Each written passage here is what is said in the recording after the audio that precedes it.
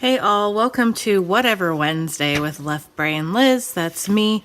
Today I'm going to go over these new colored pencils I got. So I went to Art Mart on Saturday, and I typically go to Dick Blick for whatever reason. I guess I have like their little special customer award count. So I go there, and sometimes they have some pretty good deals, but Art Mart has some really good deals. I was able to get some of these Cotman watercolors. Here we go. Some of these Cotman watercolors for like $2 for one of these 8 mil tubes. And I've never seen them at Dick Blick's for less than like $5, I guess. So to me, that was a pretty good deal. Anyway, I mean, you guys might get them for cheaper somewhere else. I don't know. But even Amazon, they were a little bit more. So that was a good deal for me. I also got these Liquitex Basics acrylics. And I think I got these 4 mil bottles for like $3. So yay. But anyway, so the topic is these, I bought these Koh-I-Noor Woodless Colored Pencils. I've never used the Koh-I-Noor brand. The only ones I have are Prismacolor. I have the Derwent, I'm drawing a blank. The Polychromos. I have the Prismacolor, the Polychromos, and then I have a couple pencils of the other fancy, really expensive one. I can't think of the name of them right now. And then I have like an Inktense pencil, which I thought was, I guess those are meant to be used differently. But anyway, so I got these Koh-I-Noor ones, and they had these little sample pencils out that you could test. And when I tested it on the paper that they had, they had just this really smooth, like, you know, regular, like, Post-it pad paper out there. So it wasn't like any special paper. But when I used it, it was really smooth, and I was really impressed. So I was like, well, I'll go ahead and buy these. And they were on sale also. So this is a 24 set. It was like $16. It really wasn't too expensive. But I also bought one of these, and I'd never seen these before. It's a Derwent burnisher, which I've seen blenders before, but I've never seen a burnisher. But then again, I'm also kind of everywhere, so I don't really know all the nitty gritty of every single art medium. So I went ahead and bought one of those because I used it on the pad of paper too, and it just seemed really awesome. So anyway, I am going to actually all I'm going to do in this video is just test out these pencils, blend them on this Bristol pad that I got at Dick Blick's. It's just a Canson Bristol, smooth Bristol. They have some good deals too. Sometimes it's like buy one, get one free. So how can you not? But anyway, all I'm going to do is blend these pencils on this paper. I'll speed up this part because it's, you know, just me coloring on paper, not making a drawing or anything. But I'm just going to test out the pencils and see how great they blend and how well they spread. Because not all pigments are created equal, and some pencils will be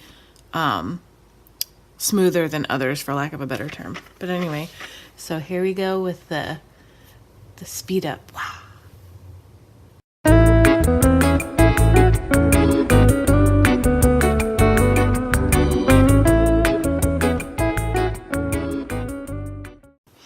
Okay, so that finalizes the sped up part.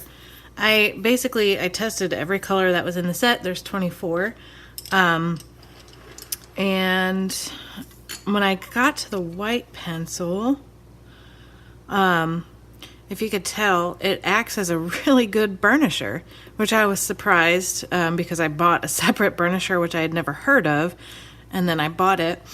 And so the white pencil doesn't work very well as a white pencil, but as a burnisher, which could actually come in handy because you can see that it blends its own really well comparative to the burnisher. So the bottom here is white, and then the top is the burnisher. And this is like the Derwent, you know, fancy pansy company.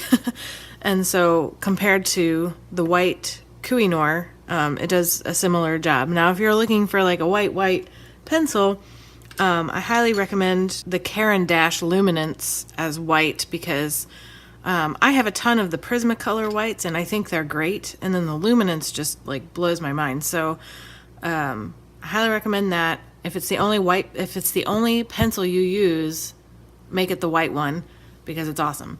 So anyway, So that was my test with the Koh-I-Noor pencils.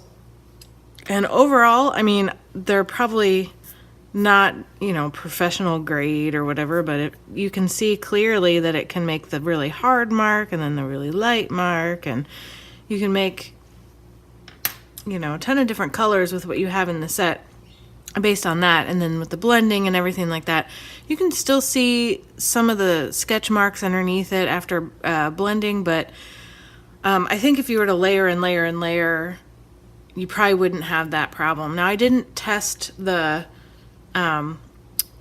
odorless mineral spirits on this because I really don't know what these are made of.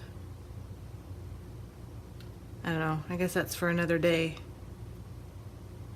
But anyway, well, here, we can read the back here. If you can see that, 24 vibrant colors used for drawing, illustrating, coloring, excellent laydown, outlast wood case, sharpen with a standard sharpener, lacquer coated, high density pure color, ideal blending properties, create a wide variety of unique effects, also available in woodless graphite. So that is all they tell you on here. So take that for what it is, but I think I'll probably do a project with these.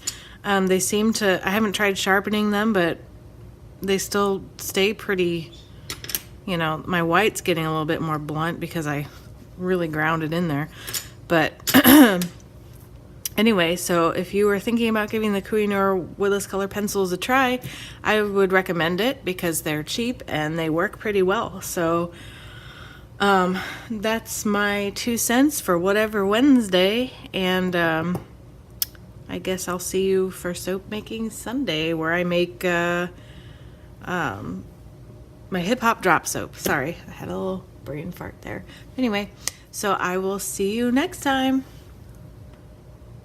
Don't forget to click my portrait to subscribe, and you can always visit my shop at etsy.com/shop/leftbrainliz, and you'll see all my soaps there for sale, and hopefully eventually some of my prints once I start getting better at doing this print thing. But anyway, see you next time.